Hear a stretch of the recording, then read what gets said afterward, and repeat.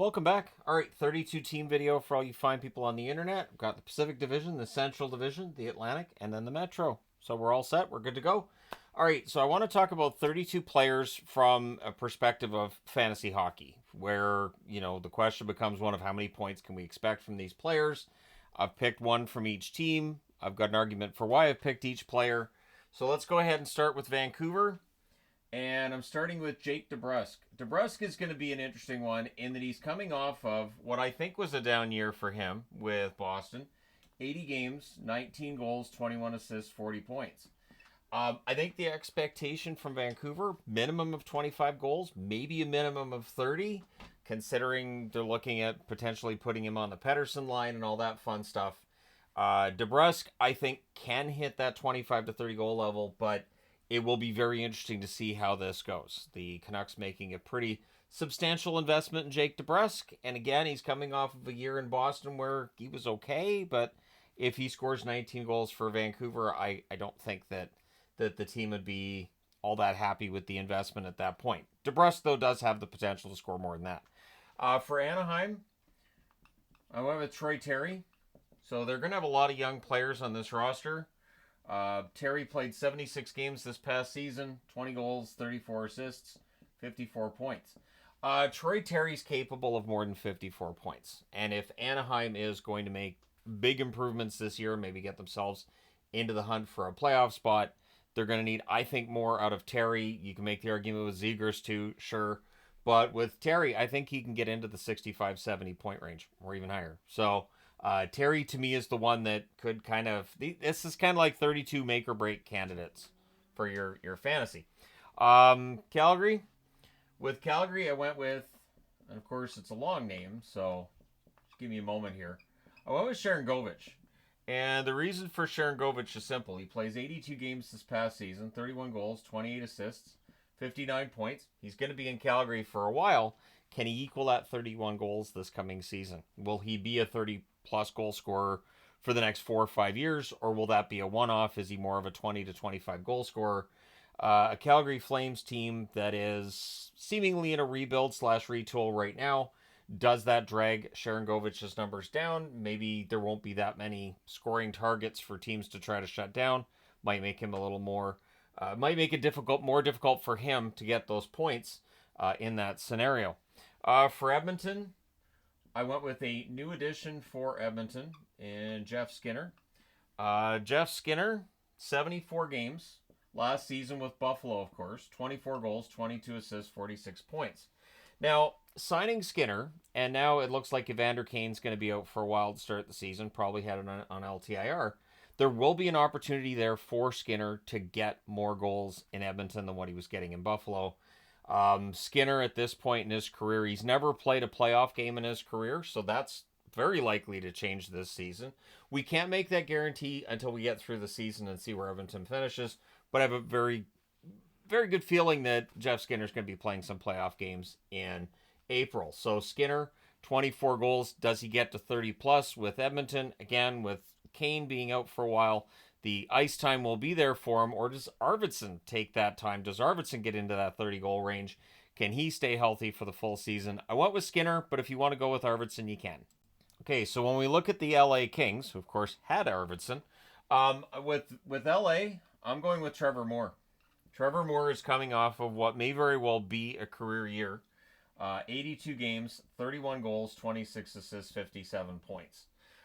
Trevor Moore, a player that I've liked quite a bit. I think that he had a fantastic season. Can he equal that or surpass it this coming season? That's going to be an interesting question that he's going to try to answer in the positive, trying to, maybe get above 60 points, maybe get into the 35-goal range.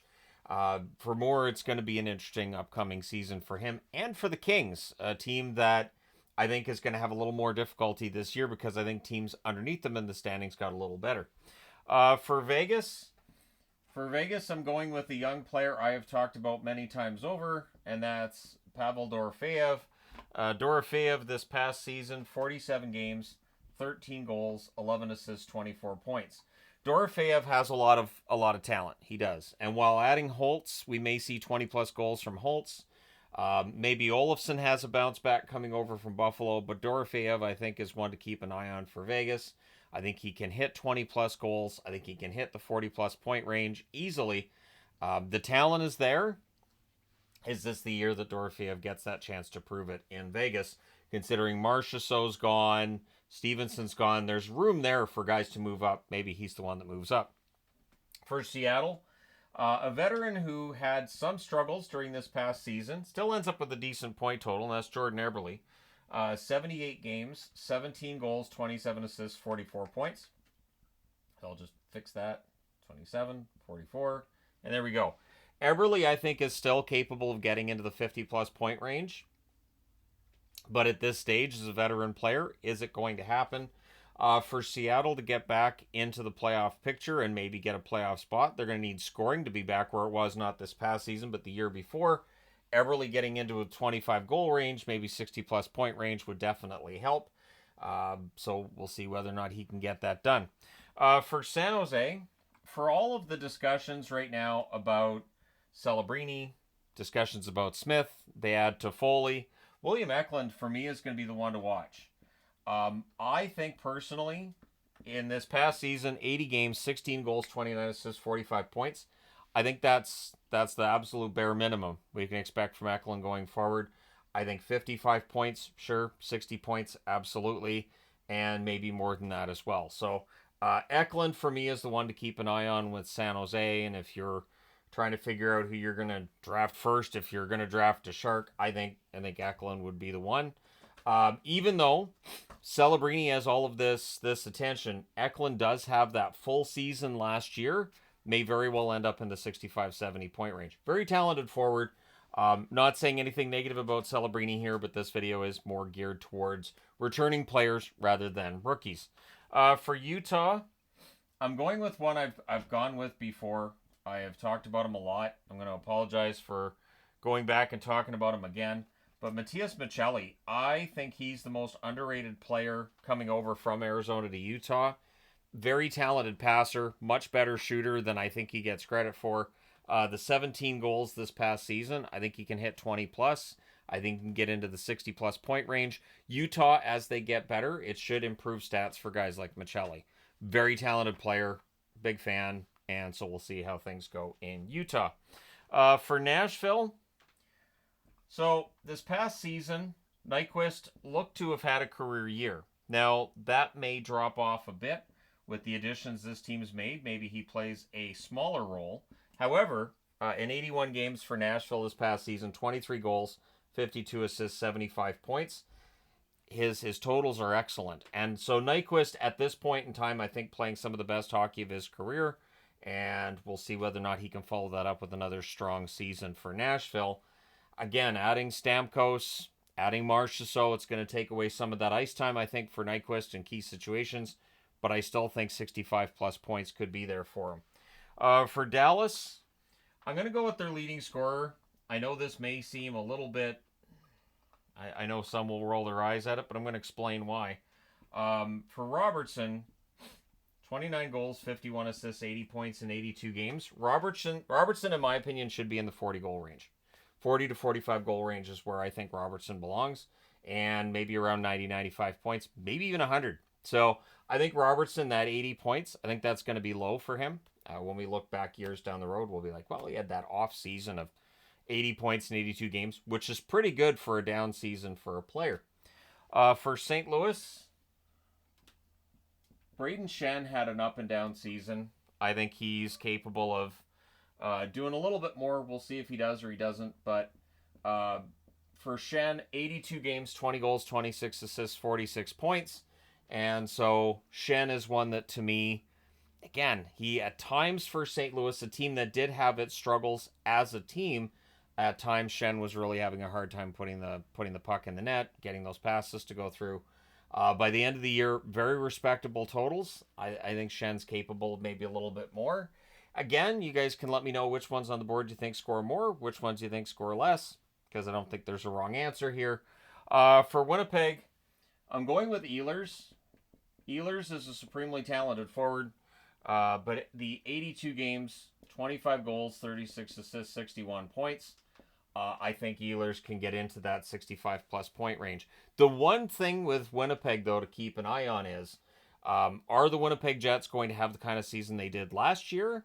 Are the Winnipeg Jets going to fall back a bit?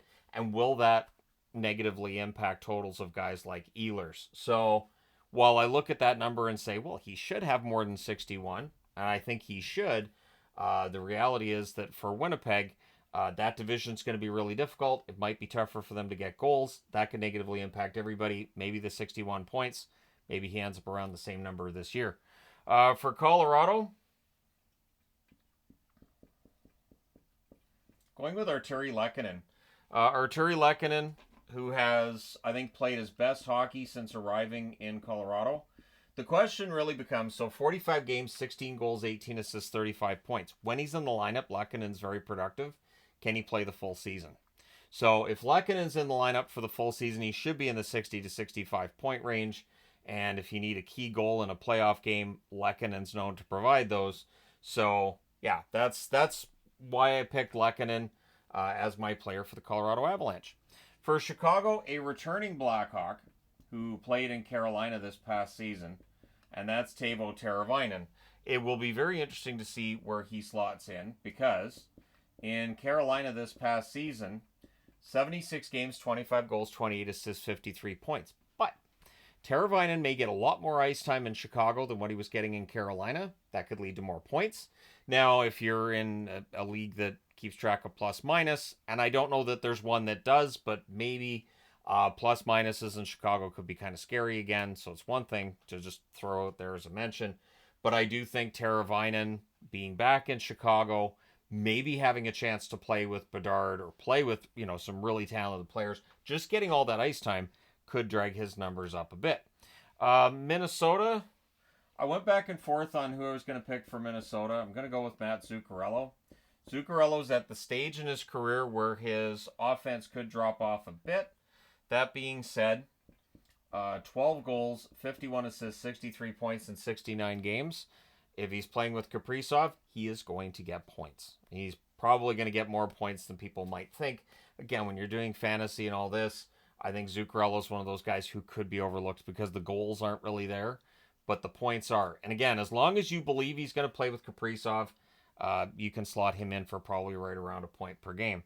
For Ottawa, another veteran player, I'm going to go with Claude Giroux. I've been waiting to see when Giroux's numbers are going to drop off. The reality is they haven't yet. 21 goals, 43 assists, 64 points in 82 games for Claude Giroux this past season. Those numbers are really strong. So the question then becomes one of, is this the year we see that offense drop off? Every veteran player has that stage of their career where the offense just isn't what it was. And whether it's foot speed, whether it's the hands, whatever it is, the aging process is, as I always throw out there, it's undefeated. Time is undefeated. And so for Giroux, can he have another really, really solid season in Ottawa this year? For Florida, I'm going to go with a player that I've talked about a lot. It really depends on where he's going to play in the lineup. Evan Rodriguez. So Evan Rodriguez, 12 goals, 27 assists, 39 points in 80 games. His offensive numbers are always a little less than we expect when we watch him play. And I think it's because he plays so well up and down the lineup. But he does have that offensive talent. So if somebody came to me and said, hey, I'm from the future and Evan Rodriguez is going to score 60 points this year, first off, I'd ask them why they came back in time to tell me that specifically, because that's not fun information. Tell me something else about the upcoming year. And secondly, I wouldn't be that surprised. I'd be more surprised about the time travel than Rodriguez almost doubling his point total. He has that level of talent. For Tampa Bay, Victor Hedman, another veteran defenseman who had an excellent season, 78 games, 13 goals, 63 assists, 76 points. Is this the year that we see Hedman's offense fall off a bit? Again, with Hedman, he is going to be a very useful defenseman for a long time to come. I think he can play as long as he wants to, but at some point in time, even for some of the most talented players, that offense will drop off. When that offense drops off, Hedman will still be an important player to them, but if you're playing fantasy hockey, he'll be less important when he's not getting those points, right? So 76 points in 78 games feels high. but if anybody can do it again, it might be Hedman. Buffalo. Um, I don't think I mentioned Dylan Cousins as the bounce back candidate when I did the bounce back video back in July. I think it was Thompson that I mentioned. But Cousins, he had himself a down year, and if Buffalo's going to get back into the playoff hunt, 79 games, 18 goals, 29 assists, 47 points, Cousins can dwarf those numbers. Cousins absolutely can. He's a very talented forward, good work ethic, and I think he can get into the 60-plus point range this coming season. He's going to need, like, Buffalo's going to have to start scoring more in general, but Dylan Cousins is one of those guys who can make it happen. For Montreal, I'm going to go with Newhook. Newhook, 55 games for Montreal this past season, 15 goals, 19 assists, 34 points. If you are of the mind that the Edmonton Oilers are over here, Montreal Canadiens, if you're of the mind that the Montreal Canadiens are going to get a lot better and that they're going to be in the hunt for a playoff spot, Newhook may very well be part of the reason why. Now, he only played 55 games this past year, so he's going to need to play more, but he may end up with more talented wingers than what we saw him with this past year. Montreal definitely, it feels like it should be better offensively. Getting Kirby Dach for the full season this year will definitely help. And of course, Line A being added means that you're going to have more offense throughout the lineup. It may impact Newhook's numbers. A good young forward they picked up from Colorado, of course. For Toronto, I'm going to go with Domi. Max Domi's an interesting one. He signs his extension there. 80 games, 9 goals, 38 assists, 47 points. Now that Domi seems to have found a home, and I feel like I should knock on wood for saying that because he gets traded and moved around frequently in the NHL. But now it feels like with Domi potentially finding a home. Plus, Bertuzzi's gone. So there's the potential that Domi, the 9 goals, he should at least double that if he has any amount of puck luck this year. And his points totals could end up in the 60-plus point range as well. Now, there's always the danger that Domi doesn't score more than 9 and maybe his points totals drop. But I think they should go up this year. For Boston, I went back and forth on the player for Boston, but I'm going with another veteran player. I'm going with Brad Marchand. Marchand played 82 games, 29 goals, 38 assists, 67 points. So he's in that interesting spot now where Marchand has had various injuries he's been dealing with over the last while here, and he went through surgery in the offseason to fix everything. And so now it's a matter of, is he going to be ready to go for the start of the regular season? The plan is he will be, but is he going to get back to that point per game range? Is 67 points in 82 games, is this a sign of, that drop off in production that again happens to players in their mid 30s is happening for Marchand, or can he get back into that point per game range? It'll be a very interesting season, I think, for Marchand. For Detroit, the unsigned. And the fact that Lucas Raymond is unsigned is the reason he's going on the board. Because Raymond this past season, 82 games, 31 goals, 41 assists, 72 points. Raymond's capable of point per game production. Absolutely is.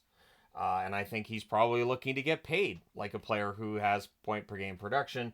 I don't know what the counter's been from Detroit, but at this stage he hasn't signed. And I'm mentioning it again in the video because every now and then people say, see, this news item happened because Shannon mentioned a video. I try. If there's any power, there isn't. But if there was, I do my best to make things happen, including the signing of Raymond.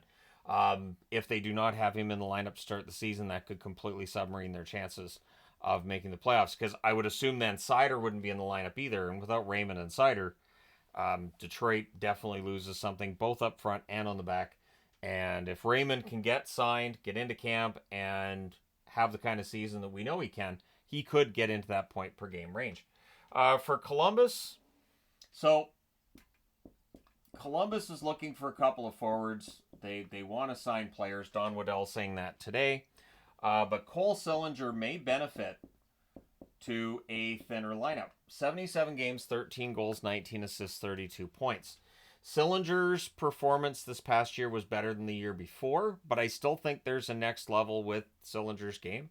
And so if he gets the ice time and gets that opportunity, we may see that production go up quite a bit.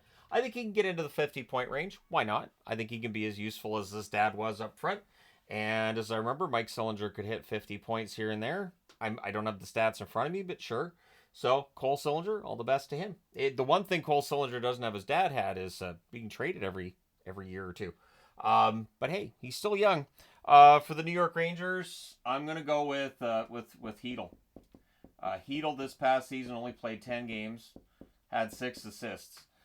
For the New York Rangers, having Hedl back, healthy, 100%, I think his production could be pretty high. I'm not going to say like 80 because 80's too high, 70's too high, 60's probably too high, but the 50-55 point range, yeah, I think Hedl can hit that.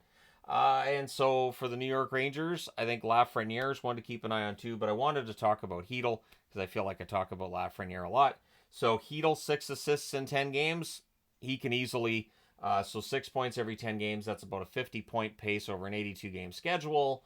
I would say that 60 points he can hit. I don't know if he hits that this year or not, and you have to hope he stays healthy. For Pittsburgh, so I've talked about Malkin's drop in production. And the answer that I got was, well, his wingers aren't as good as they were before. So his 67 points in 82 games, which includes 27 goals, is quite good. Okay. But the one thing working against Malkin is age. And so 67 points in 82 games, can he reach that again as he gets older? Still an effective, still good player. But again, that production drop off, once it started in your mid to late 30s, it is really difficult to reverse that. So Malkin to me is kind of almost a red flag to me from an offensive perspective. But considering Malkin's almost 20-year career and what he's been able to do, I don't really want to bet against him either. So you guys can let me know your thoughts on Malkin. For Philadelphia, Owen Tippett. Owen Tippett this past year, 78 games, 28 goals, 25 assists, 53 points. So when you're figuring out who you're taking in fantasy and all that, the Philadelphia Flyers might be a team that you want to skip because you might look and say this team isn't going to score a lot of goals other than maybe Michkov, right? Maybe Michkov's arrival hurts Tippett. Maybe it helps Tippett because maybe teams are going to be worried about Michkov. It opens up the ice a little bit for Tippett. Maybe he doesn't have the same matchups. Depending on which line he's on, of course, if he ends up on the same line as Michkov somehow, that may nullify that. But if he ends up on the same line as Michkov, maybe he ends up scoring a ton of points too. So to me, Tippett's 53-point level, I think he can get higher than that if Philadelphia has a good year and if he's playing either with Michkov or if he benefits from not getting those top defensemen against him because teams are worried more about Michkov than whatever line he's on. For the New York Islanders, I'm going to go with Holmstrom. So Simon Holmstrom this past season, 75 games, 15 goals, 10 assists, 25 points. I think there's more there. I think that under Patrick Waugh, we could see some surprises, and maybe Holmstrom's one of them. Maybe he gets into that 20-plus goal range this season, but he's a relatively young player, and for the New York Islanders, I think they could use a little bit more offense, and maybe Holmstrom ends up providing that for them. For the New Jersey Devils, I went back and forth, but I thought, you know what? I'm going to go with the obvious one. I'm going to go with the obvious one because I'm going to explain this. So Jack Hughes, this past season, 62 games, 27 goals, 47 assists, 74 points. When in the lineup this year, Jack Hughes was good. Well, this past season, he was good. He was very good. But the 74 points in 62 games, a little below what was expected in terms of his points per game. The 27 goals in 62 games, a little bit below as well. Again, he missed 20 games with injury. In the event that Jack Hughes can stay healthy this year, and we already know Luke Hughes isn't starting the season on the team, he's injured. But if Jack Hughes can stay healthy, I think he can get back to 100-plus points. He can get into the 40 to 50 goal range, and he is, I think, on track to be the best offensively gifted player the New Jersey Devils organization has ever had. So Jack Hughes, 74 points in 62 games. We could look back at this 5 years down the road and say, that was kind of the bad year for him. Other than that, he's been in the 100-plus point range. So, yeah, we'll see how it goes. For Washington, I had a few options for Washington. I'm going to go with Hendrix Lapierre. Feels like he might be due for a big year. Somebody's got to, right? So, with the expectations in Washington seemingly still being playoffs, Lapierre, a former first-round draft pick, I think he has the the ability to score more than he showed at the NHL level. 51 games, 8 goals, 14 assists, 22 points. And I debated about putting him on the board or Connor McMichael. I went with Lapierre because, again, I think that the ability is there. Definitely one thing that I think favors Washington a little bit in all this is that the Hershey Bears have stayed so strong. And I think the confidence these guys gain in the minors, I think it's worth noting. And so, yeah, Lapierre, who has spent some time in Hershey over the last few years, it may very well benefit him here. And finishing off with Carolina, I'm going a little bit off the board here, even though I'm writing it on the board, with Jack Roslovic. Now, Jack Roslovic's a player that I have talked about plenty over the years. 59 games, 9 goals, 22 assists, 31 points. This is 59 games, right? Yep. 31 points in 59 games. Roslovic has had his struggles. He's bounced around the league a little bit, so I think he's got something to prove. Playing in Carolina, a team that could use a little bit more offense, maybe Roslovic hits in Carolina. So that might be one of those ones that you look at and say, well, I'm down to, and again, some leagues will draft pretty deep, pretty far down in terms of overall players. But yeah, Roslovic might be one of those guys that maybe it really clicks for him in Carolina, and we could see point totals from him that were expected a little bit earlier in his career. So I'm kind of rooting for Roslovic to get things going in Carolina. We'll see if that ends up being the case.